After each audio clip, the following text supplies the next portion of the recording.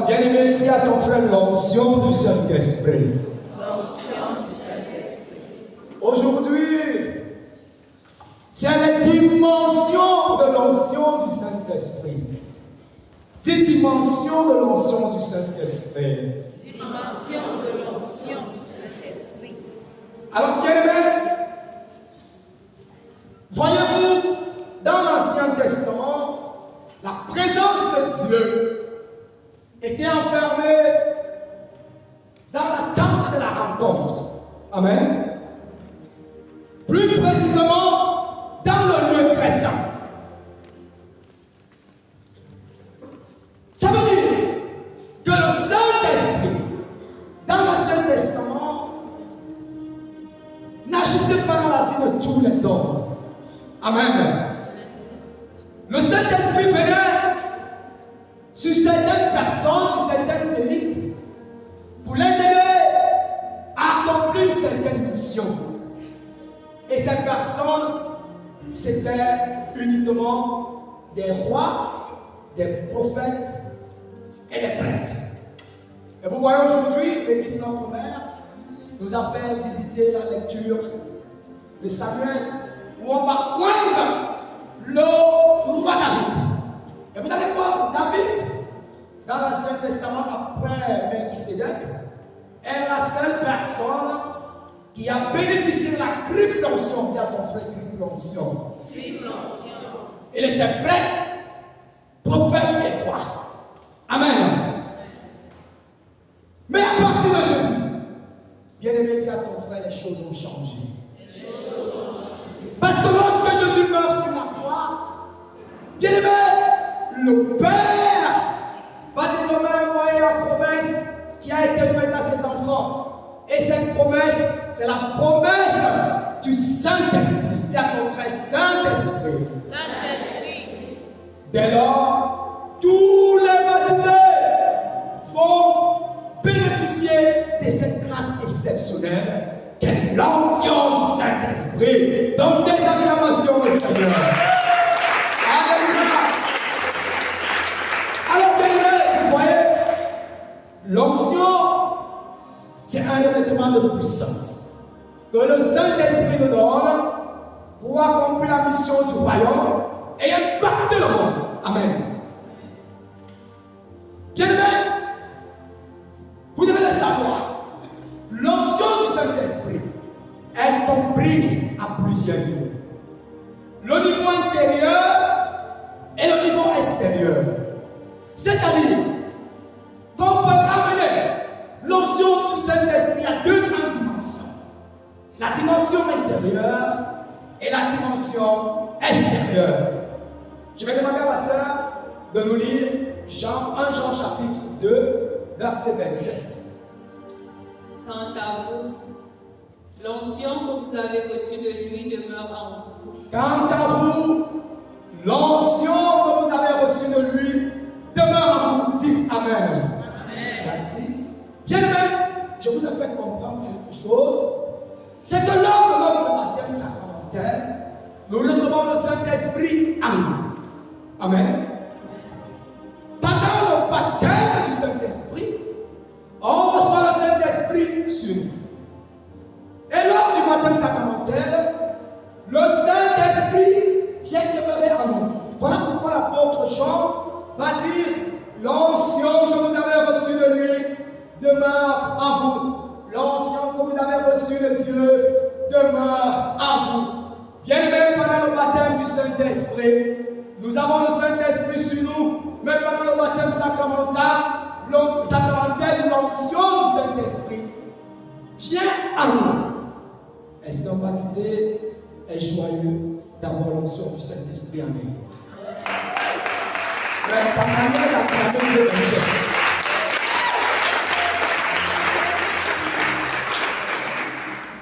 À quoi sert l'onction intérieure? Je vous ai dit, on a deux niveaux d'onction. L'onction intérieure et l'onction extérieure. Que fait l'onction intérieure? Dis à ton frère, que fait l'onction intérieure? Bien aimé, reste attentif. L'onction intérieure permet aux croyants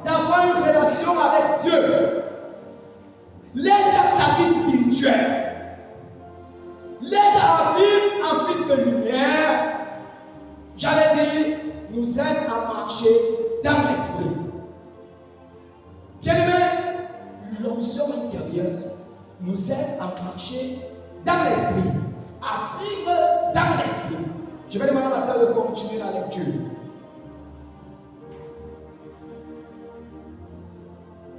Et vous n'avez pas besoin qu'on vous enseigne. Vous n'avez pas besoin qu'on vous enseigne. Mais, puisque son onction vous instruit de tout, qu'elle est véridique, Oui. non mensongère, comme elle vous a instruit, et comme elle vous a instruit, demeurez en lui. Amen. Bien-aimés, vous voyez l'apôtre Jean dit quelque chose de très particulier. Il dit, l'onction vous enseigne toutes choses. Dis à ton frère, le Saint-Esprit est un excellent docteur.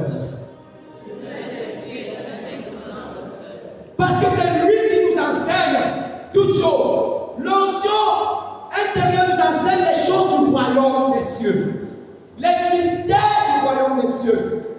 Alors bien aimé, vous devez le savoir. Tout le monde n'est pas appelé à cerner les mystères du royaume des cieux. Amen. Tout le monde n'est pas appelé à comprendre, à saisir les mystères du royaume des cieux. Et Jésus va le dire à ses apôtres dans Luc chapitre 8, verset 10. Qu'est-ce que Jésus va dire? À vous, et vous a été donné de comprendre les choses du royaume des cieux, et vous a été donné de connaître les mystères du royaume des cieux, mais à eux, il leur a été donné des paraboles. Et il continue en disant, car l'Écriture dit, beaucoup regardent sans regarder, entendent sans comprendre. Amen.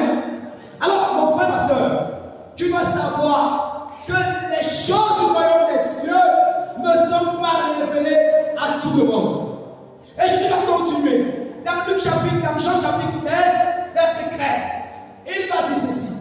Lorsque le Saint-Esprit viendra, il vous conduira vers la vérité tout entière. Mon frère, ma soeur, rappelle-toi de cet évangile où Jésus-Christ est en train de parler de lui-même. Là, nous sommes au chapitre 6 de l'évangile de Saint Jean. Alors, je suis en train de les entretenir sur le discours du pain de vie. Et Jésus leur dit, celui qui mange ma chair et boit mon sang demeure à moi et moi en lui. Même s'il meurt, il vivra, il ressuscitera au dernier jour. Alors mon frère, la parole nous dit, tous ceux qui étaient là, pris de peur, qu'est-ce qu'ils ont fait? Ils ont fait chemin retour. Et ils ont cru que Jésus devait les transformer en cannibales. Ils se sont dit, nous ne sommes pas des cannibales. On ne peut pas manger la chair humaine. Mais ce que cet homme est en train de parler est très fort. Mon frère, ma soeur, si le Saint-Esprit ne te fait pas comprendre les réalités du royaume, s'il ne te fait pas comprendre, l'apôtre Jean dit, il vous enseignera. C'est lui l'excellent docteur. S'il ne vient pas t'enseigner les choses cachées du royaume des cieux, alors mon frère, tu auras du mal à saisir certains principes. Amen. Mon frère, si le Saint-Esprit ne t'enseigne pas, ne te fait pas comprendre qu'il n'est pas l'énergie cosmique, comme le pense le nouvel âge. Vous savez, le nouvel âge pense que le Saint-Esprit, c'est une énergie cosmique. Si le Saint-Esprit ne te fait pas comprendre qu'il n'est pas une simple énergie, manipulation cosmique, alors tu ne pourras pas développer des projets, grâce avec lui. Mon frère, le Saint-Esprit n'est pas une énergie. Dis à ton frère, il n'est pas une énergie. Mais il a une personne.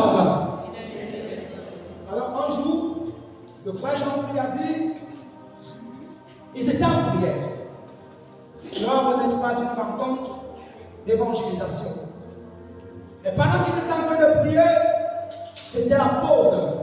Ils se sont rendus au Saint-Sacrement pour adorer. Et il y avait un de ses frères qui a sorti le crucifix et a posé à côté du Saint-Sacrement.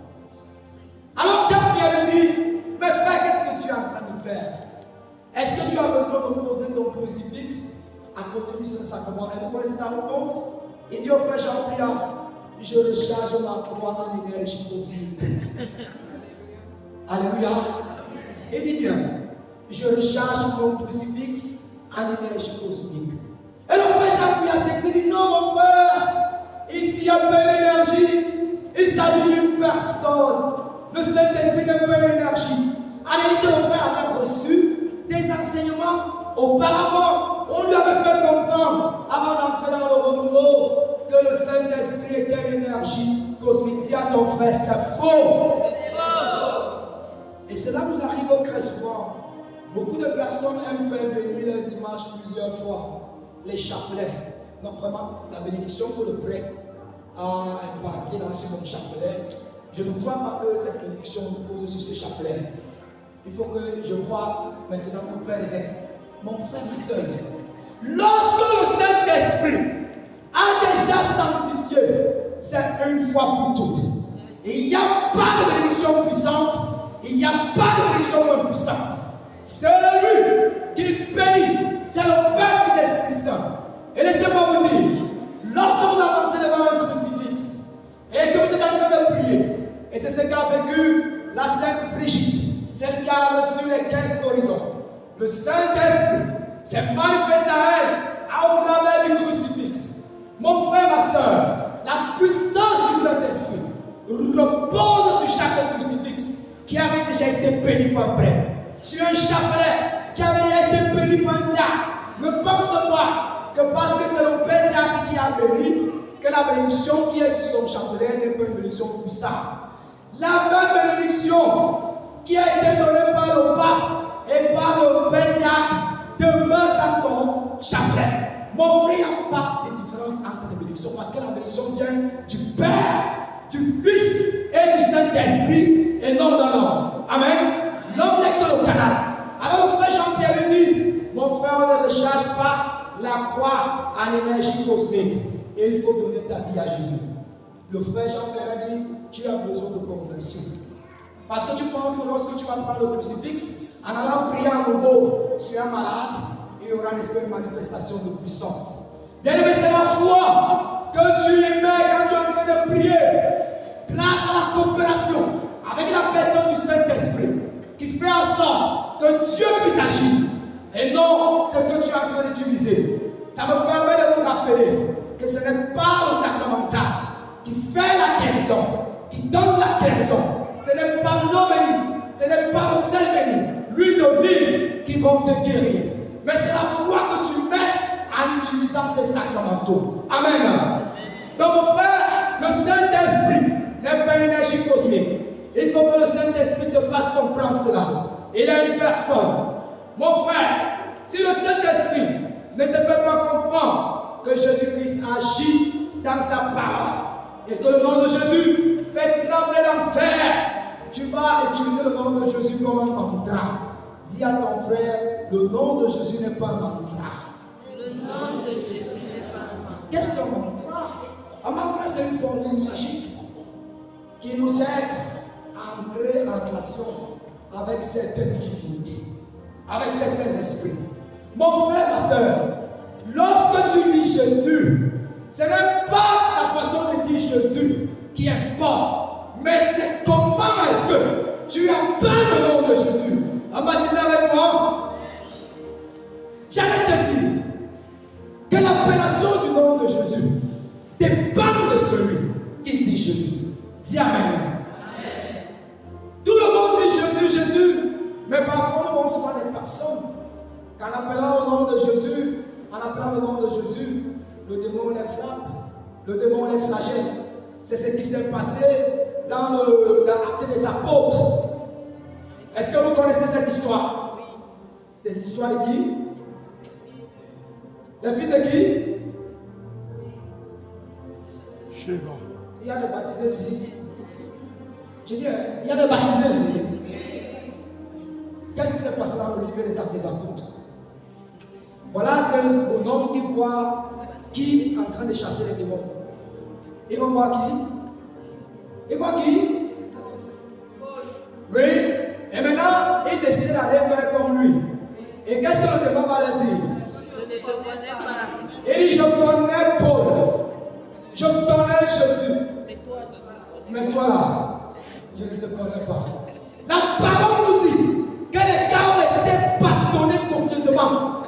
le démon. Mon frère, il ne s'agit pas simplement de dire Jésus. Nous voyons chaque jour, sur les réseaux sociaux, partout, des hommes qui tuent le nom de Jésus. Mais il n'y a aucun effet. Ça dépend de celui qui dit Jésus. Dis Jésus. Jésus. Et mon frère, lorsque tu dis Jésus, et que tu es connecté, tu as une coopération avec la personne du Saint-Esprit, je vais te faire comprendre. Le nom de Jésus commence à faire trembler les enfers. Dis trembler les enfers. Mon frère, c'est une différence entre l'enfer et aux enfers. On va réciter ensemble le credo sermon des apôtres. Je crois en Dieu, on y va. Je crois en Dieu, le Père puissant, Créateur du ciel et de la terre, et en Jésus-Christ, son Fils unique, notre Seigneur, qui a été conçu du Saint-Esprit, né de la Vierge Marie, A souffert sous Ponce Pilate, a été crucifié, est mort, a été enseveli, est descendu aux enfers. Dis aux enfers. L'enfer est différent d'aux enfers. On baptisé d'accord? Est-ce que c'est une personne parmi vous connaissez? On dit, le troisième jour, il est descendu où? Il est ressuscité. Alors mon frère, tu dois bien le savoir. Il existe une différence entre l'enfer et aux enfers. L'enfer, c'est le lieu infernal qui a été réservé pour Lucifer, Satan et ses anges, les anges rebelles. L'enfer n'est pas la propriété de l'homme. Mais l'homme est allé acheter l'enfer derrière qui? Derrière Satan. Est-ce que quelqu'un comprend? Lorsque l'homme a péché au jardin d'Éden, la parole nous dit, après le péché, ils ont été chassés du jardin. Et le Seigneur a fermé les portes de la vie, les portes du royaume, et il a mis deux chérubins. Personne ne pouvait entrer, personne ne pouvait. Question, toutes les personnes qui mouraient après cela, où est-ce que ces personnes partaient? Vous êtes intelligents, acclamez pour vous-même. Acclamez pour vous. Bien-aimés, toutes les personnes qui avaient la crainte de Dieu, qui étaient justes, n'entraient pas au ciel, parce que les portes du royaume avaient été fermées. Et voilà pourquoi l'apôtre Jean a dit, et j'ai mis un livre, il n'y avait personne pour l'ouvrir. Je me suis mis à pleurer. Mais la dernière candidate m'a dit ne pleure pas. Et Jean lui dit pourquoi? Et quand il ouvrira, il pose la question qui? Mon frère pose la question qui? Et il lui dit le lion de la tribu de Juda, le roi des rois, le descendant de David, celui qui ouvre et personne ne peut fermer, celui qui ferme et personne ne peut ouvrir. Mon frère, ma soeur, lorsque Jésus est mort sur la croix, l'Écriture nous dit, il est exactement 15 heures du matin. Aïe, aïe, aïe, aïe, aïe. Le roi, il est exactement 15 heures du matin. Dis 15 heures du soir. Est-ce que tu sais ce qui s'est passé au temple?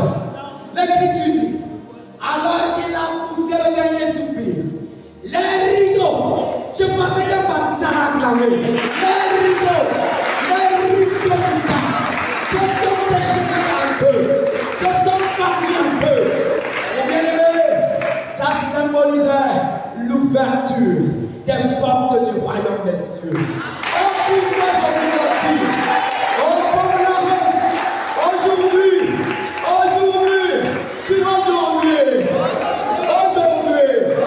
tu seras avec moi en paradis. Mon frère, ma soeur, est-ce que tu comprends ce qui s'est passé? Alors Jésus est parti aux enfers, c'est-à-dire il est descendu dans les limbes. Les limbes, c'est le séjour des justes, où résidaient tous les justes qui mouraient, mais qui ne pouvaient pas accéder au royaume. Il descendait aux enfers où l'aime. Jésus est allé prendre ton grand-père, ton arrière-grand-père à la foi, Abraham. Abraham n'était pas encore tué. Personne n'était pas tué. Moïse n'était pas tué. Josué, Élie, Élisée, toutes ces personnes étaient dans les limbes. Et Jésus est entré. Continue à l'entrée de dire, est descendu aux enfers, on continue. Jésus est ressuscité d'entre les morts avec toutes ces personnes. Et il allait sur la porte. Il a frappé. Le père a posé la question. Qui ose, c'est mon frère. Dis à ton frère, c'est qui ose. Qui ose. Qui ose frapper à ma porte. Jésus a dit, Père, c'est moi. C'est moi. C'est moi. C'est moi. Mon frère, Abraham a couru. Abraham a poussé la vitesse. Il a embrassé la Vierge Marie. Bon, vous savez, la Vierge Marie, c'est vraiment, c'est très spirituel. Là, ce sont les relations des mystiques. Je préfère, n'est-ce pas, m'entraîner sur ça. Puisque si j'entre là, je risque de vous faire lorsqu'il dit là, l'embrasser la Vierge Marie. Amen. Ok, vous allez comprendre ça plus tard. Abraham a voulu, il a embrassé une personne. La personne qui te donne une onction. Une onction. Il a embrassé cette personne qui t'embrasse. La personne du Saint-Esprit. Abraham a embrassé Dieu le Père. Il a vu Michel Archange. Et il a vu Gabriel. Et il a vu tous ces anges. Et il a entré dans la félicité céleste grâce au lion de la tribu de Juda. Et il s'appelle Jésus-Christ. Alors, l'enfer est donc différent aux enfers. Un chrétien catholique doit avoir cette formation. Amen. Donc, lorsque vous récitez le credo, vous devez savoir ce qui s'est passé. Alléluia. Alors, bien aimé, si le Saint-Esprit ne te révèle donc pas que le nom de Jésus fait trembler les démons, fait trembler l'enfer, tu penseras que le nom de Jésus, c'est un mantra. Alors, un jour, j'aime bien partager ce témoignage. Vous savez, c'est qui vient de partager ce que le Saint-Esprit fait, que la gloire revienne à Dieu et non à nous.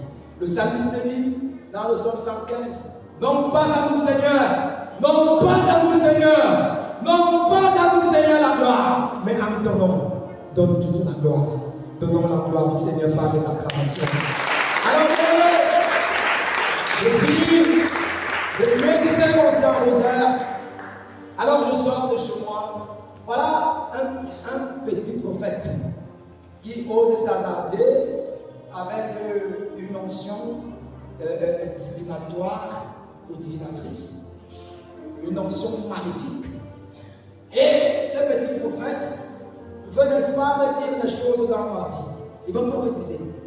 Alors, lorsqu'il commence à faire son petit cinéma, je lui dis, mon frère, est-ce que tu es sûr que tu travailles avec le Saint-Esprit? Je lui approchais et le reculais. Bien-aimé, c'est parole contre parole, esprit contre esprit, puissance contre puissance. Je lui dis, est-ce que tu es sûr que l'esprit qui est en toi, c'est le Saint-Esprit? Donc, je lui dis, tiens, est-ce que tu es sûr? Parce que je voulais un peu libérer le feu sur cet esprit, pour qu'il cesse de prophétiser sur moi. Vous ne devez pas accepter toutes les prophéties que les gens lâchent la prophétie, vous ne connaissez pas la source de ces prophéties. Parce que si le démon prophétise dans ta vie et que tu acceptes cela, laisse-moi te dire que ça va se réaliser. Alors, bien aimé, je lui ai dit, arrête, Satan n'a pas le droit de prophétiser sur moi. La seule personne qui peut prophétiser dans ma vie, c'est le Saint-Esprit. Et je lui dis, c'est le Saint-Esprit qui peut le faire. Et il y a une personne qui nous a envoyé le Saint-Esprit lorsqu'il est monté au ciel. Il s'appelle Jésus. Il a pris un marathon. Mon frère, ma soeur, et il a commencé à me dire, n'appelle plus Jésus. Vous voyez, lorsqu'on libère le nom de Jésus, dans la puissance du Saint-Esprit, les petits esprits qui sont venus prophétiser commencent à courir, commencent à cramer. C'est ce que fait le nom de Jésus. Voilà ce que fait le nom de Jésus. Lorsqu'on a confiance, quand le Saint-Esprit te révèle qui est Jésus, que ce nom fait cramer les affaires, mon frère, je te dis, quelle que soit la situation, quel que soit ce que tu traverses, tu n'auras plus peur. Ce Si quelqu'un ose s'approcher, tu lui dis, tu sais qui je suis, tu connais qui est moi. Mais mon frère, libère-moi. Je dis Jésus. Jésus. Jésus. Acclame Jésus-Christ de Nazareth. Mon frère, si le Saint-Esprit ne te révèle pas que Jésus-Christ est dans l'Eucharistie, tu vas penser que c'est un simple repas. Tu n'auras même pas le temps. Ou alors tu ne vas même aimer l'adoration. Quand tu iras à l'adoration, tu penseras que c'est quelque chose que les intellectuels se représentent dans l'église. Vous savez, comment on va dire que les théologiens. Non, mon frère, si le Saint-Esprit ne te révèle pas ce mystère, tu ne peux pas comprendre. Dis à ton frère, tu ne peux pas comprendre. C'est clair pour toi. Jésus-Christ est avec nous. Est-ce qu'un baptisé comprend ça? Et c'est l'onction intérieure qui te donne le compréhension.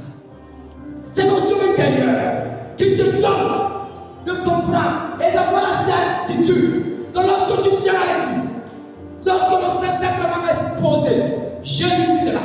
C'est l'onction intérieure. Ne te donne pas cette conviction.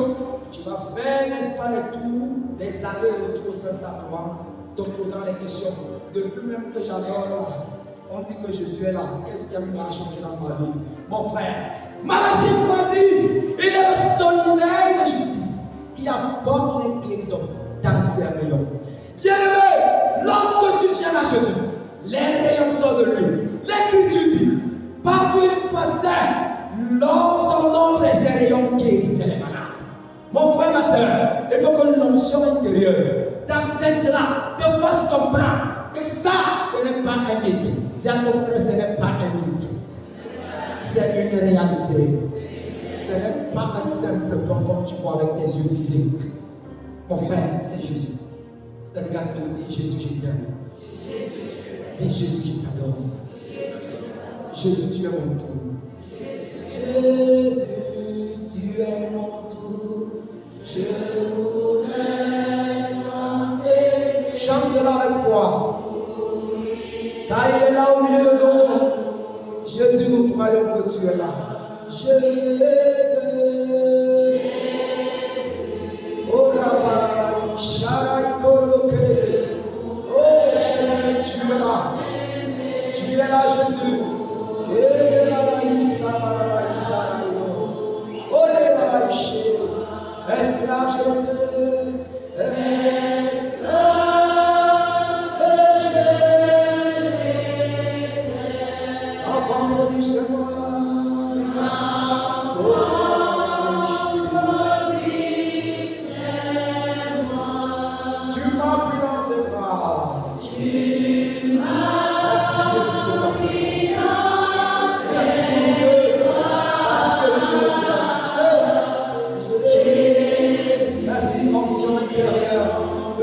cette conviction que Jésus est dans le cas. Père, qu'il soit le problème qui nous aime, qui nous guérit, qui compatit avec nous. Oh, Rabbi, Jésus. Merci, merci Jésus. Je voudrais t'entrer.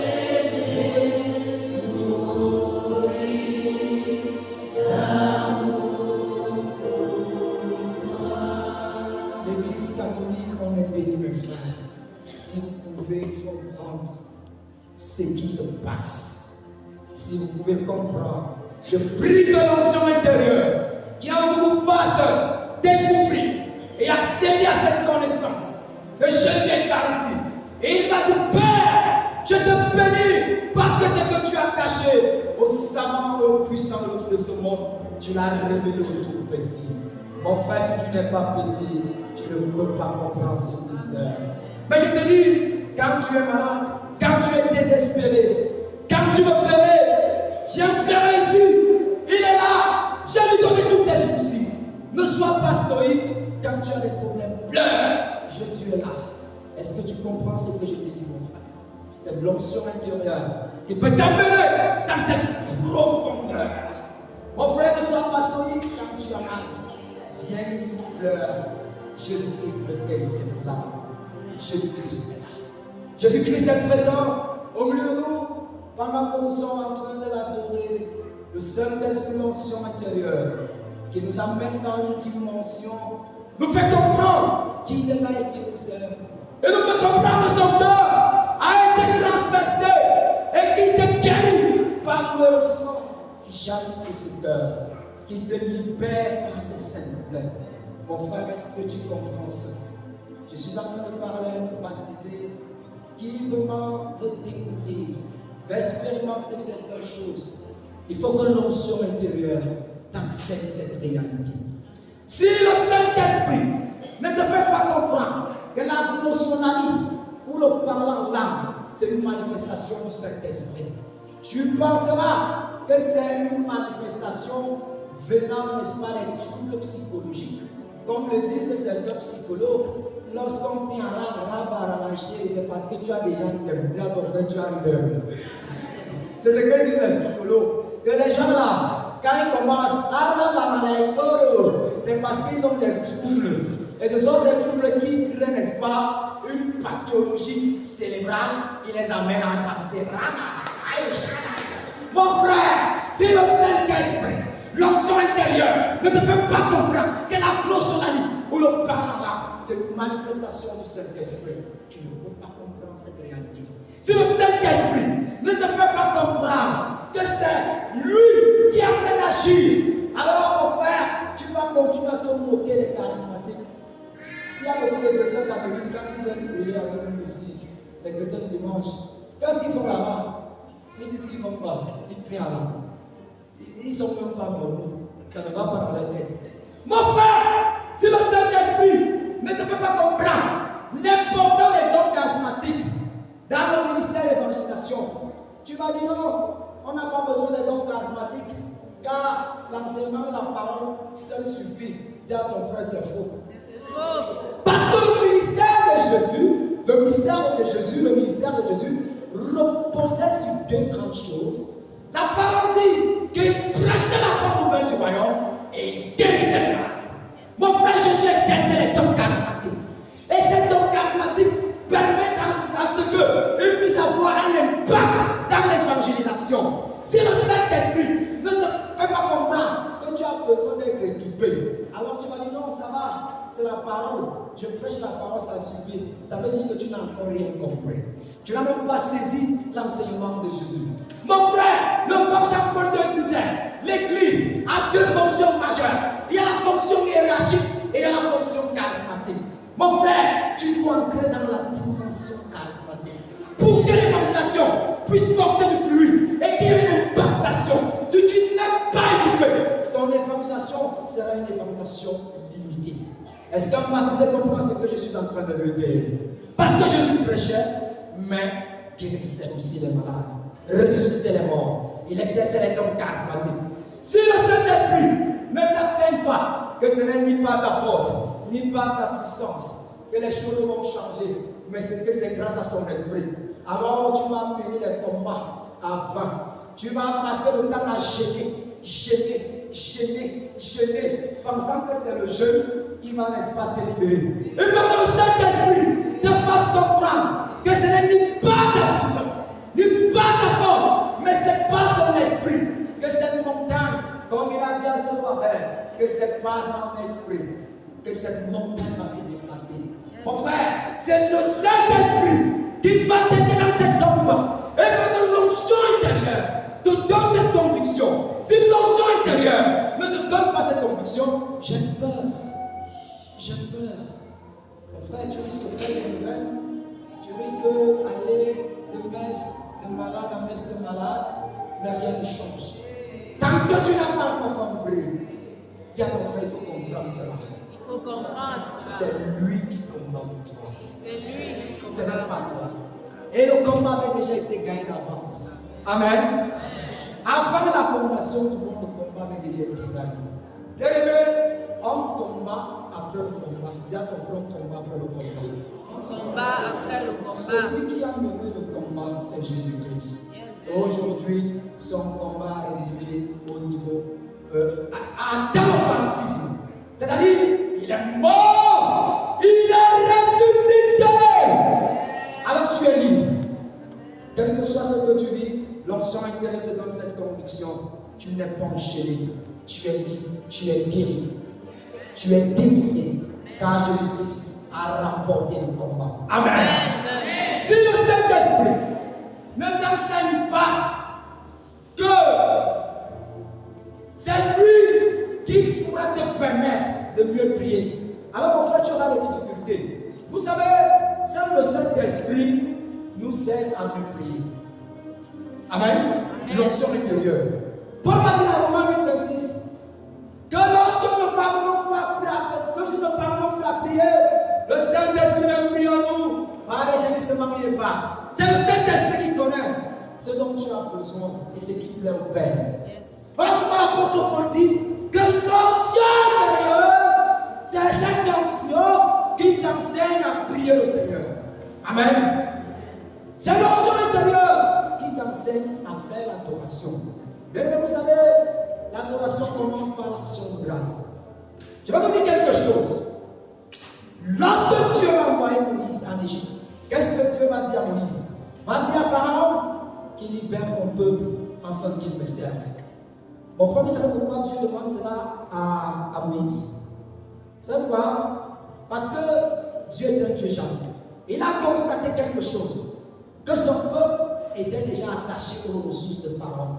Entre le nom de Dieu, qui veut dire celui qui soutient, le nom d'Abba Père, qui veut dire la source, c'est lui qui nous donne les ressources. Et il s'est rendu compte que son peuple était attaché aux ressources d'Égypte. Au point où son peuple ne parvenait plus à le servir. Il va d'abord lui, va dire à Pharaon qu'il libère mon peuple afin qu'il me serve. Dieu voulait qu'il puisse se retourner vers lui qui est la source. Et qu'il comprenne que toutes les ressources qu'ils ont là, c'est lui qui leur donne cela. Et voilà pourquoi il m'avait dit, je vous donnerai une terre où il sait le lait, le miel. Bien aimé, qu'est-ce que symbolise le lait? Le lait provient des vaches et le miel provient des roches. En réalité, Dieu voulait leur dire, je vous rendrai riche à mes élevages et à ma agriculture. Car c'est moi qui serai votre pourvoyeur. Je vais vous donner ce dont vous avez besoin. Je vais vous donner les ressources dont vous avez besoin. Bien aimé, Dieu a leurs ressources. Et l'adoration commence lorsque l'onction intérieure te fait comprendre que la vie que je porte ici, c'est une ressource qui vient de Dieu. Et en portant ce vêtement, je dois, n'est-ce pas, adorer Dieu à partir de mon vêtement. Lorsque le Saint-Esprit va te faire comprendre que ta maison que tu as construite, celui qui t'a donné la ressource, c'est Dieu, le sable dans la nature. Les fers que tu utilises, tu as mis, n'est-ce pas, toutes ces matières premières dans la nature. Ça veut dire que c'est lui qui est la source, qui nous donne les ressources.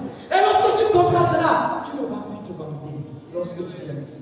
Quelle que soit la maison que tu as, quels que soient les milliards que tu possèdes, lorsque tu vas comprendre que l'argent que tu possèdes, c'est le Seigneur qui a mis les arbres dans la nature afin de fabriquer cet argent, le mercure qui est dans la nature. Mon frère, je t'assure, tu vas bénéficier, même si tu es multimilliardaire, tu vas te coucher devant les choses. Et c'est là que commence l'adoration. Mon frère, l'adoration, c'est ça. Elle commence lorsque tu prends conscience que c'est lui qui est la source de mes ressources. Voilà pourquoi, quand tu viens ici, on n'a pas besoin de te dire élève une main. Quand tu comprends que le corps que tu as, que ta femme que tu as, c'est Dieu qui t'a donné cette belle femme. Alors tu dois regarder ta femme et contempler l'adorer. L'adoration commence par l'action de grâce. Et il y a de l'onction intérieure qui peut te permettre de comprendre cette dimension. Alors on va arrêter de te vanter avec ce que tu as comme bien matériel. Car le pourvoyeur de ces biens, c'est Dieu qui est la source. Dis, il est la source. Et c'est lui qui nous donne les ressources. Et voilà pourquoi la Dieu au peuple d'Israël, je vais vous donner ces ressources. Je vais vous rendre riche en élevage et en agriculture. Une terre où c'est le lait et le lait. Alors c'est ce qu'il voulait leur dire. Ce n'est pas le lait, comme on pensait là qu'il va aller boire, que ça coule là, que la bouche non. C'est en réalité l'élevage. Il disait ce que vous allez faire dans l'élevage et dans l'agriculture. Je vais bénir, je vais multiplier, je vous rendrai riche. Car c'est moi qui suis la ressource. Donnons des acclamations à notre ressource. Donnons des acclamations. Bien-aimés, si l'onction intérieure ne te fait pas comprendre est une mauvaise chose et qu'il faut rechercher la vertu, alors tu vas banaliser le péché. Tu vas relativiser le péché. Bien-aimé, la parole de Marc 7, verset 33. Ce n'est pas ce que nous mangeons qui nous rend un peu, mais c'est ce qui sort du cœur de l'homme. Vol, envie, cupidité, mensonge, etc. Si le Saint-Esprit ne te donne pas cette conviction grâce à l'onction intérieure, alors mon frère, tu vas banaliser le péché, tu vas voir que vivre comme tu vis, c'est une bonne chose. Mon frère, il faut que l'onction intérieure, je prie pour te baptiser, prends conscience cet après-midi qu'il doit s'opposer au vice, il doit rechercher la vertu, c'est-à-dire le bien. Mon frère, il faut que l'onction intérieure te révèle cela. C'est ça le rôle de l'onction intérieure. Si l'onction intérieure ne t'aide pas à comprendre que te tenir mal au milieu de tes frères, c'est une mauvaise chose, alors tu penseras que les actions, les actes que tu poses, c'est normal.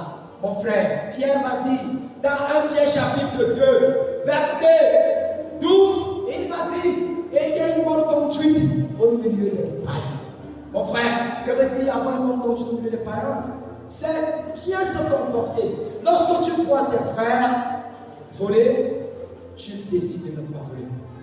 Lorsque tu vois tes frères arracher les biens matériels, les terres, les richesses des uns des autres, tu refuses de faire cela. Il n'y a que l'onction intérieure qui peut t'aider à avoir cette bonne conduite. Mon frère, il ne faut pas entrer dans le mimétisme et le suivisme spirituel. Car l'onction intérieure est là pour toi. Et cette onction vient te donner cette grâce et cette aptitude de pouvoir rechercher la vertu. Mon frère, l'onction intérieure nous aide à faire beaucoup de choses. L'onction intérieure nous permet de nous rappeler des choses que le Seigneur nous a dites et que nous avons oubliées. Bien aimé, vous voyez, depuis que j'enseigne là, je vais vous dire quelque chose. Il y a beaucoup de choses que je suis en train de vous dire, que c'est le Saint-Esprit qui me les rappelle. Il me dit, dis ce verset, il me dit, partage ce témoignage parce que je veux parler à une âme. Est-ce que quelqu'un comprend? Il dit, lorsqu'il viendra, il vous rappellera tout ce que je vous ai enseigné. Il y a des moments où tu enseignes, tu n'as même pas prévu, dis ce que tu veux partager, mais le Saint-Esprit t'amène là-bas. Il te rappelle cela. Il te dit non, tu as sauté cette partie. C'est ça l'onction intérieure. Et pendant que je suis en train de prêcher, c'est ce que l'onction intérieure est en train de faire. Mon frère, l'onction intérieure va te rappeler que tu t'es mal comporté avec ton frère, ta soeur. Il va te dire, ne vois pas, peut-être tu seras en train de prier, de marcher, dit, ne vois pas que tu as blessé ton frère par ton comportement. Il n'y a que l'onction intérieure. C'est elle seule qui peut te rappeler que cela c'est une mauvaise chose. L'onction intérieure va t'inviter à aller lui demander pardon. Mais bien aimé, ce n'est pas facile parce que là il faut se briser. Il dit à ton frère, il faut mourir. Il faut mourir. C'est normalement ça le problème. Parce que pour ton l'onction intérieure grandisse et que le Saint-Esprit prenne toute la place, il faut que tu meurs en toi. Un jour, dans mon quartier, voilà un monsieur qui vient. Alors, il y a les pompiers électriques que mon père a mis là, le courant. Vous connaissez le business des Camerounais dans les quartiers. Vous avez bien compris. Alors, il y a un fois, il me dit, frère, on a l'argent. L'argent souverain. Réveillons cet argent. Je lui dis, il faut faire quoi? Il me dit, ah, tu comprends, partage, tu es héritier. Partage le droit. Le mois, tu peux le compter dans mon quartier, 200 000.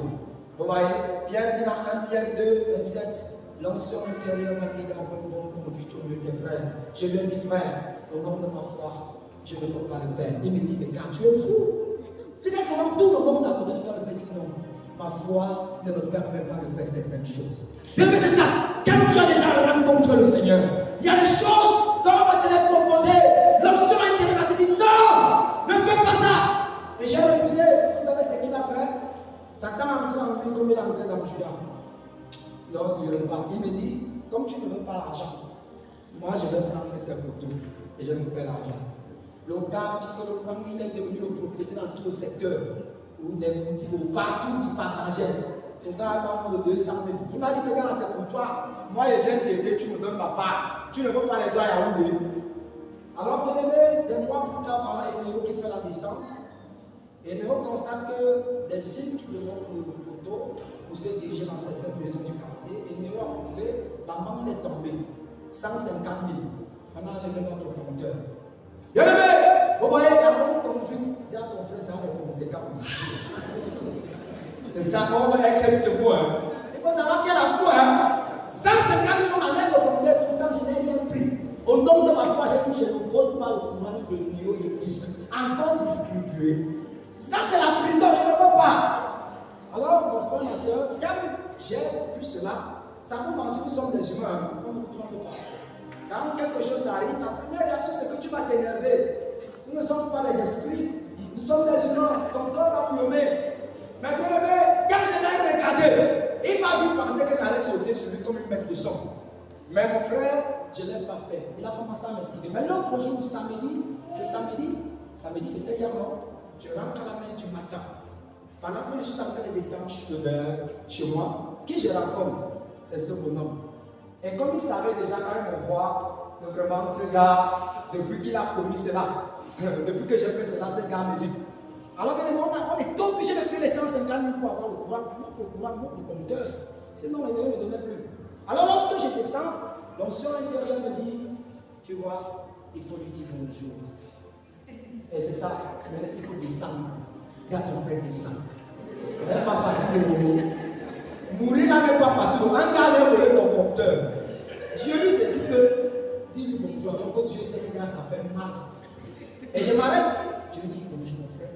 Et mon frère, je vous dis, il a été. C'est comme s'il a tardé ça depuis des années. Bien aimé, je l'ai libéré. J'ai fait une joie en lui. C'est comme s'il est revenu du séjour des morts. Il m'a dit bonjour mon frère. Et mon frère est petit, tu vois. Regarde ce que ça peut faire, ça me donne la joie. Il y a de l'onction intérieure qui peut faire ce travail en vous. Si l'onction intérieure ne vous convainc pas de poser ce genre d'action, vous ne pouvez pas le faire. Alors que c'était le compteur d'eau. Je souffre, hein. À mon quartier là. Lui, il a musique des bébés. Il vient me voir. Bien aimé, nous savons que c'est Dieu qui nous donne tout cela. Il est la source. Je me suis dit, l'eau c'est quoi? Pourquoi est-ce que je vais refuser de l'eau en croisant? Même si c'est que la facture a débité, je complète, je paye. C'est aussi ma manière de l'aider. Et dès que c'est chaud sur lui. Alors mon frère, lui il a son musique de beignets. Il vient puiser l'eau chez moi. Il dépense l'eau vraiment à une dimension, même à 2 c'est lui avec la quantité qu'il a au temps il puisait. Pourquoi? Parce qu'il ne voulait pas que son entreprise tombe. Parce qu'il faut savoir bénir ce que ton frère fait. Mais quand on te donne le bras, il a pris la main. Quand on te donne la main, il a pris le bras. Le gars commençait à casser de l'eau. À un moment, les factures venaient déjà. Je ne supportais pas. Parce qu'avant, je complétais. Moi, il dit, mais est-ce que c'est comment? Est-ce que comment ça va être? Il a l'usine, il doit payer. Alors, quand je lui dis un matin, stop, il me dit, tu dis à qui stop? Quand je dis, on va la mon frère dit, la foi n'est pas facile. Il me dit, tu es normal. Ici au quartier, tu crois qu'il va aller plus de nous. Et il me plaque à sa place sur moi l'autorité. Il me dit, je t'ai dit que je vais épouser le cheveu. J'ai dit, mon compteur d'eau. J'ai pas mal aimé déjà avec Jésus, tu crois. C'est toi qui demandes de dire, la paix, ce n'est pas facile. Jésus me dit, yes. Vous savez ce qu'il a fait? Un matin, je me lève là, puiser de l'eau. Je me rends compte que ne me coule pas. Parce qu'il a dit à mon montrer. Il a monté les bandits, on a levé le compteur. Il me l'a dit 2 jours après, il a posé là. Bien aimé, vous avez dit, nous sommes des humains. Je me suis énervé. Nous sommes humains, hein. J'ai dit, mais c'est quoi ça? J'ai aidé ce gars et il ne m'a pas les problèmes. Et bien, c'est la fois le compteur était là à Cambodia. On a fait pratiquement 1 an pour avoir le lieu, c'était grave. On souffrait. Vous voyez, vous faites le bien. Mais n'arrêtez pas de faire le bien. Je vais dire à Martin, n'arrête pas, ne sois pas découragé. Malgré ce qu'on te fera, continue de faire le bien. Parce que c'est ça qui va faire en sorte que tu grandis dans la grâce du Saint-Esprit. Le Seigneur dit, aimez vos ennemis. Priez pour ceux qui nous persécutent. Et nous a pénalisé pendant 1 an. Mes frères sont dans la salle, ils savent ce que je dis. C'était pas facile. Mon frère, j'ai retrouvé ce gars devant son usine. Je l'ai narré comme ça. Je voulais faire la colère. Quand je rentre, Je prie, je parle de la soeur, le Seigneur me dit, l'onction intérieure me dit, tu vois, tu as mal fait. Rentre. Hey! Rentre. Lui demander pardon. Bien aimé, c'est ça mourir. Dieu donne souvent des exercices compliqués. Et bien aimé, il faut descendre. Le jour, c'est Jésus d'abord parti à la messe. J'ai appelé Jésus à Eucharistie. Donne-moi la force. Quand je suis rentré, je suis parti. Je me dis, mon frère, je te demande pardon. J'étais mal parlé, j'étais sous la colère. Et il était content. Et on a commencé à se saluer. Et la joie est revenue au quartier. Bien aimé, c'est ça l'onction intérieure. L'onction intérieure va t'amener à comprendre que ce que tu as fait, ce n'est pas bien. Tu as besoin de cette onction, mon frère. Si l'onction intérieure n'agit pas, alors mon frère, ta vie a beaucoup de problèmes. Alléluia. Alors l'onction intérieure va te rappeler une parole. Je m'en vais déjà finir. Va te rappeler une parole devant certaines situations. Sois attentif. Bien-aimé, quand tu seras face à certaines difficultés, l'onction intérieure va te donner certaines paroles. Ça peut être une parole de sagesse, comme le cas de Jésus lui-même. On amène à Jésus la femme samaritaine, non, la femme adultère. Et on vient l'accuser, on l'a prise en flagrant délit. On dit à Jésus, qu'est-ce qu'il faut faire de cette femme? Face à la situation, on appelle ça la parole de sagesse. Jésus l'écoute. Jésus sait bien que la femme a commis quelque chose que la loi n'autorise pas. Et Jésus sait bien que si il dit que cette femme n'a pas commis le péché, alors on peut le lapider. Alors face à cette difficulté, il y a une parole de sagesse. Et c'est l'onction intérieure qui nous donne des paroles de sagesse. Vous savez, la parole de sagesse permet de ne pas gâter. On sera devant certaines situations où on ne saura pas quoi faire. Il faut demander à l'onction intérieure de vous donner une parole de sagesse en lui disant, Seigneur, il ne faut pas que ma parole détruise. Ce que je vais dire là, ça peut diviser et ça peut rassembler. Aide-moi à faire le consensus, à faire le juste milieu. Alors Jésus va dire, il regarde la situation et il dit que celui qui sait qu'il n'a jamais péché, qui prenne la pierre et qui l'habite la femme. Qu'est-ce que l'Écriture nous dit? Ils ont commencé à rentrer chez eux, en commençant du plus vieux au plus petit.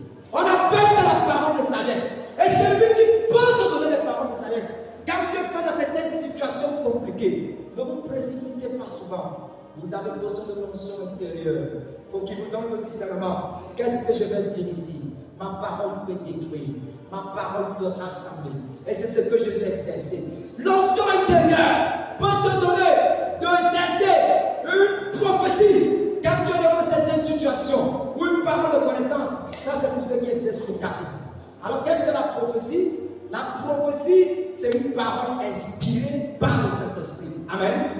C'est ça la prophétie.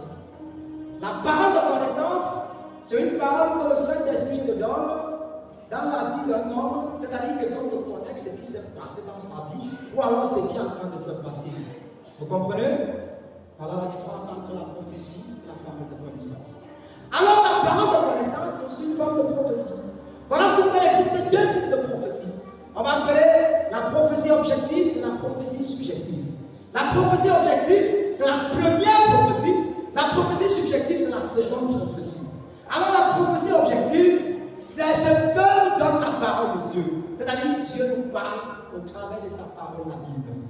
Amen. Dieu nous parle au travers des textes liturgiques. Normalement, pour baptiser chaque jour, tu dois entrer dans la prophétie objective. Tu dois méditer la parole du jour parce que c'est Dieu qui parle. Amen. Dieu nous parle à travers le magistère de l'Église. Voilà pourquoi il faut écouter les enseignements du Saint-Père. Le Parlement 14, les enseignements des évêques, c'est le magistère. Ça, c'est la prophétie objective. C'est une parole inspirée par le Saint-Esprit. Et il y a la prophétie subjective. La prophétie subjective, comment est-ce qu'elle se passe? Alors, dans la prophétie subjective, là, on a la parole de connaissance. C'est que l'onction intérieure crée en toi une motion intérieure, une forte motion. Et cette motion provoque une intuition du Saint-Esprit. L'intuition, c'est un jaillissement, une idée du Saint-Esprit. Et la personne qui exerce proclame dans la puissance du Saint-Esprit. Ça, c'est la prophétie subjective. Et dans la prophétie subjective, c'est souvent important de développer la sensibilité spirituelle, comme Pierre l'a fait lorsqu'il entrait à la belle porte du temple. Chaque jour, il entrait, il voyait le paralytique, mais il ne le voyait pas. Mais un matin, le Saint-Esprit lui a fait un clin d'œil. Il s'est arrêté, il a dit, ce que nous avons, nous te le donnons, lève-toi et marche. Bien, mais dans la prophétie subjective, le Saint-Esprit te convainc de l'intuition. Alors, vous n'avez pas comprendre l'intuition du Saint-Esprit avec l'intuition belsonienne. Amen. Alors, qu'est-ce que l'intuition belsonienne?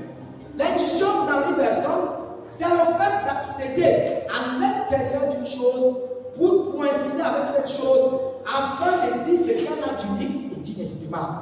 On baptise avec moi? Parce que là, ça devient un peu. Parce que beaucoup de gens, parfois, quand ils exercent les cartes, ils commettent des gaffes parce qu'ils ne comprennent pas certaines choses. Il faut être formé pour comprendre. Alors, l'intuition de personnes, c'est donc la méthode de la connaissance qui consiste à ancrer à l'intérieur de la chose pour coïncider avec cette chose et dire ce qu'elle a d'unique et d'inestimable. Vous voyez, lorsqu'un parent, une maman porte son enfant, la connaissance intuitive, l'enfant est en train de pleurer. La mère regarde, elle dit, ah, là, il a déjà fait des problèmes. Il a fait des scènes, il faut le nettoyer. Là, il a besoin de dormir. Est-ce qu'il y a des mamans dans la salle? Alors, ça, c'est la connaissance intuitive de vos enfants. Oui, avec la routine. Et vous voyez, même dans le couple, un mari peut suspecter sa femme. Dans la connaissance intuitive, ah, mon épouse a changé. Mon mari a changé depuis un certain moment. Parce que ça, c'est la connaissance intuitive. Alors, la connaissance intuitive n'est pas l'intuition du Saint-Esprit. Amen.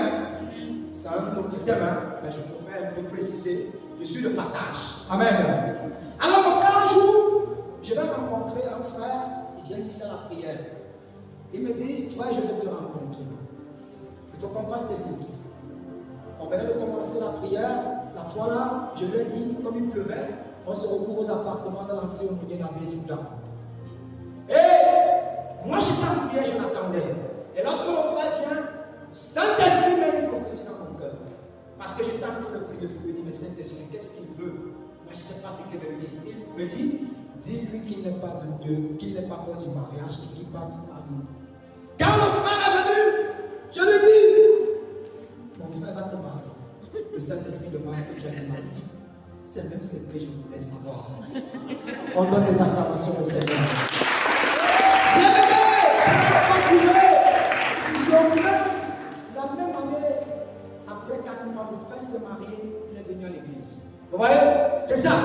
Lorsqu'on est face à certaines situations, le Saint-Esprit peut nous donner, l'onction intérieure peut nous donner des paroles pour aider à ce que nous puissions comprendre ou sortir de ce que nous sommes en train de vivre. Alors, bien-aimés, l'onction intérieure nous rappelle que nous sommes le temple du Saint-Esprit. Dis temple du Saint-Esprit. Temple du Saint-Esprit. Que tu ne dois pas utiliser ton corps comme tu veux. Bien-aimé, dis à ton frère, ton corps est sacré. L'apôtre Jean m'a dit, mon cher ami, je désire que tu prospères à tous égards et sois en bonne santé, comme prospère l'état de ton âme. Il parle de la prospérité à triple dimension. Bien aimé, on ne va pas entrer là-bas. Parce que si on commence à parler de cette prospérité qui touche le corps de l'homme, la prospérité biologique, la prospérité corporelle, la prospérité de l'âme, la prospérité intellectuelle. Bien aimé, il dit, je souhaite que tu sois prospère à tous égards et sois en bonne santé, comme prospère l'état de ton âme. Dis à ton frère, tu dois prendre soin de ton corps. Il y a des gens qui n'aiment pas prendre soin de leur corps. Il y a des gens qui sont des chats. Ils n'aiment pas l'eau. Donc, même tu vois, il s'habille. Mon frère, dis à ton frère, prends soin de ton corps. C'est la prospérité du corps. Prends soin de ton corps. Habille-toi bien, porte-toi bien. Parce que tu n'es pas n'importe qui. Tu es excellence. C'est qui tu es. Aujourd'hui, c'est Christ roi de l'univers et nous sommes les fils de roi. Nous sommes rois prêtés. Dis à ton frère, salut, excellence. Excellence, prends soin de ton corps. C'est la prospérité biologique. Prends soin de ton corps. Quand tu es malade, soigne-toi. Mange bien, dors bien. Coiffe-toi bien. Coiffe-toi bien. Fais tout bien. Amen. Mon frère, pourquoi l'onction intérieure nous est donnée?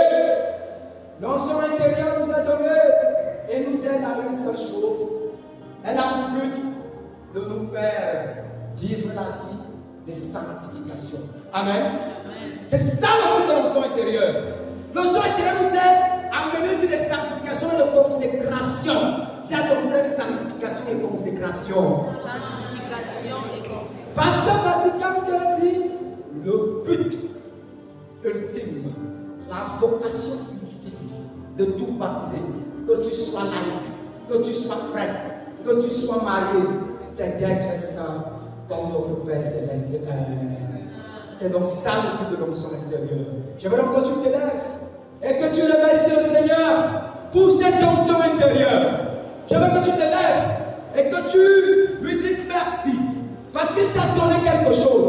Bien-aimé, on va pas passer le temps à parler des miracles et des guérisons. Ça, c'est même le cœur de l'onction. Est-ce que quelqu'un a compris? C'est même le cœur de l'onction. Si quelqu'un traverse l'onction intérieure pour entrer dans l'onction extérieure, comme on va voir dimanche prochain, c'est très normal, mais dimanche prochain, par la grâce de Dieu, on pourra dire ce qu'on peut dire. Mon frère, si tu ne comprends pas que tu as besoin d'une onction intérieure, tu ne peux pas aller dans la vie de foi. Amen. Lève donc la voix et commence à glorifier le Père. Dis-lui merci. Commence à parler. Dis-lui merci pour l'onction intérieure. Dis-lui merci pour cette onction intérieure. Je ne t'entends pas prier, mon frère. Il t'a donné l'onction du Saint-Esprit. Et tu l'as reçu le jour de ton baptême. Et c'est cette onction qui est importante. Parce qu'elle est le surpassement. Elle est le cœur de l'onction même extérieure. Bien-aimé, tu as besoin de cette onction. Tu as dis-lui merci. Bien-aimé, lorsqu'on prie, on ne prie pas avec les bras croisés. Vous voyez, c'est ça votre problème. Je vous ai fait l'adoration. C'est-à-dire, dites merci à Dieu. L'adoration commence par l'action de grâce. Tout ce que tu disposes, tout ce que tu as, c'est Dieu qui t'a donné la source. Dis-lui merci. Merci Seigneur. Merci Seigneur. Merci Seigneur.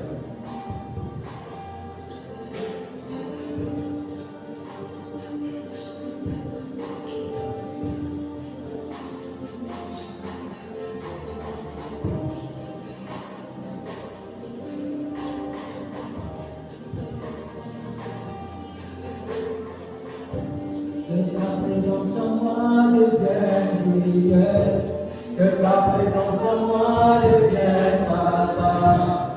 Je veux une autre dimension de toi.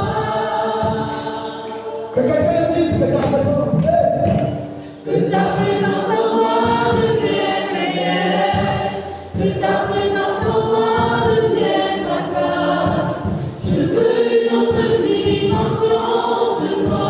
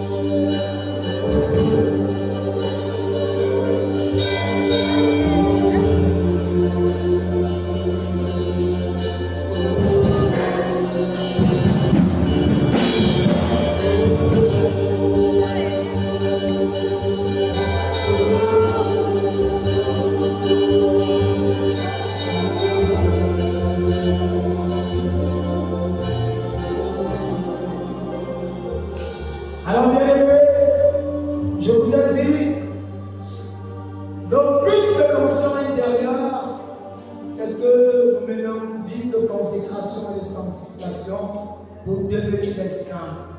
Bien aimé, la sainteté est possible. Dis à ton frère, n'aie pas peur d'être saint. Alors le saint, c'est celui qui pêche. Peut-être que tu ne sais pas. Le saint pêche, la parole dit que le juste pêche 7 fois par jour. Être saint ne veut dire pas que tu ne vas pas tomber. Mais c'est toi la miséricorde de Dieu. Bien même Moïse a tué avant de partir en Égypte. Il a tué un Égyptien, il a versé du sang. Mais la parole dit tu ne tueras pas, mais Moïse l'a fait. Mais Seigneur, la parole dit Moïse est l'homme le plus humble que la terre n'ait jamais connu.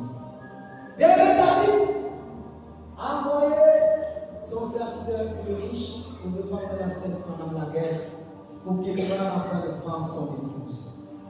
Mais David a reconnu son tort. Bien aimé Saint Paul a tué les chrétiens.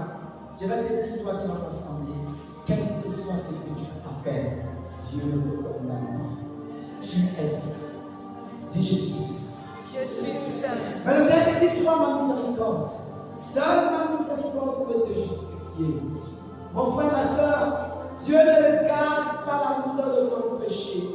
S'il avait regardé la lourdeur du péché de Moïse ou de Saint Paul, alors il ne serait pas des saints. Il y a des saints qui ont commis des dégâts abominables. Saint Augustin a pris un enseignement lumière. Il consultait les astres, les divinités astrologiques. Il a fait un désordre. Il était dans une vie d'impudicité terrible. Mais il est devenu un grand docteur de l'Église.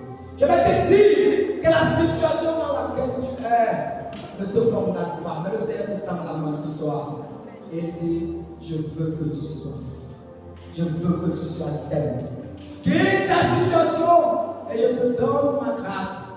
Est-ce qu'il y a un baptisé qui veut renoncer à une mauvaise vie cet après-midi? Est-ce qu'il y a un baptisé qui veut devenir saint? Je te dis, même si tu as déjà tué la sorcellerie, si tu parles de sorcellerie et que tu es là, même si tu as tué 100 personnes, même si tu as percé le sang humain, quel que soit ce que tu as fait, l'Église nous présente lors de la Toussaint, non pas des hommes exceptionnels. Sainte Thérèse dira, la sainteté, ce n'est pas de faire les choses extraordinaires, mais c'est de faire les choses ordinaires, qui sont extraordinaires. Être saint ne veut dire pas que tu ne vas plus tomber dans le péché, mais être saint, c'est lutter contre ce péché. Être saint, c'est toi que Dieu te pardonne de ton péché. Alors pourquoi je veux que tu sortes ici restauré? Voilà pourquoi je veux que tu élèves la voix et commences à rendre place à Dieu, parce que tu sais que tu es saint. Élève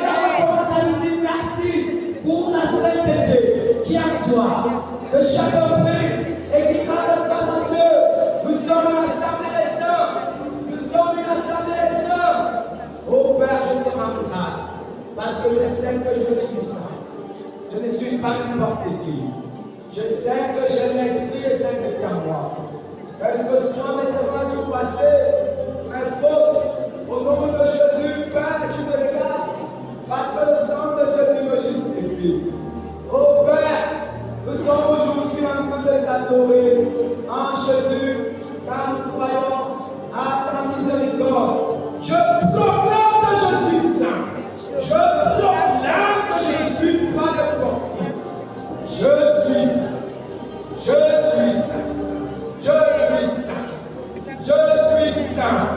Je proclame sainteté. Satan ne m'approche plus, car le sang de Jésus m'a justifié. Je suis saint, déclare-le.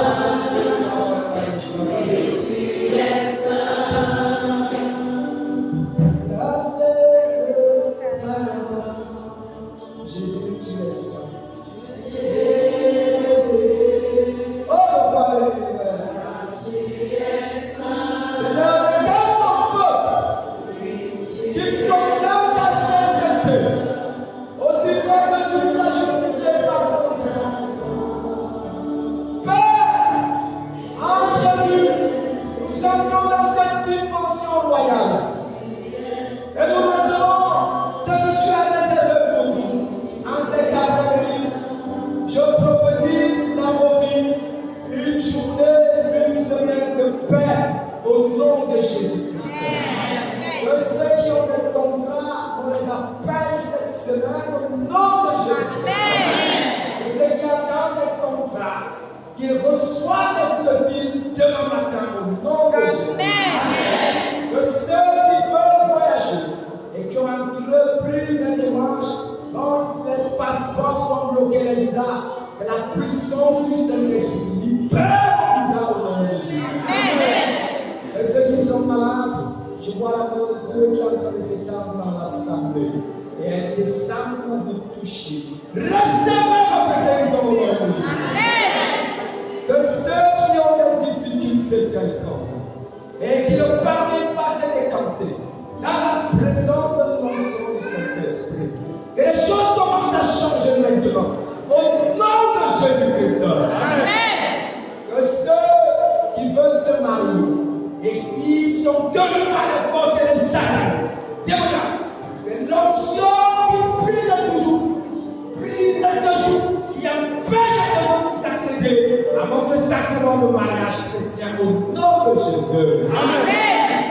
Que ceux qui sont fatigués et qui pensent qu'ils portent un fardeau sur eux, que le Seigneur vous soulage cette semaine au nom de Jésus. Amen.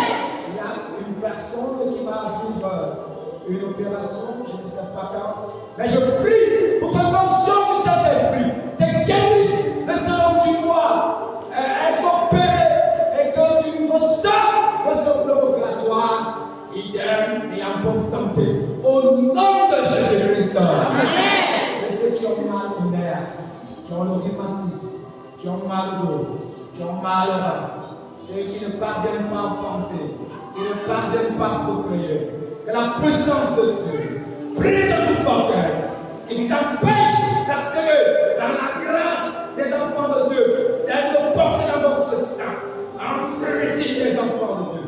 Recevez cette grâce au nom de Jésus-Christ. Amen. Et ceux qui veulent travailler et qui cherchent le travail partout, vous avez déjà marché, vous ne voyez pas du sud. La parole dynamique 137, rien n'est impossible à Dieu. Père, au nom de Jésus, je te prie et je libère cette parole dans la vie de mes frères et sœurs qui veulent l'emploi des saints, dans un dossier qui ont été enfermés dans des tiroirs, quelle que soit la dimension de ces tiroirs, que tu puisses ramener à la surface et que cette semaine, on visite et on traite ce dossier. Au nom de Jésus-Christ.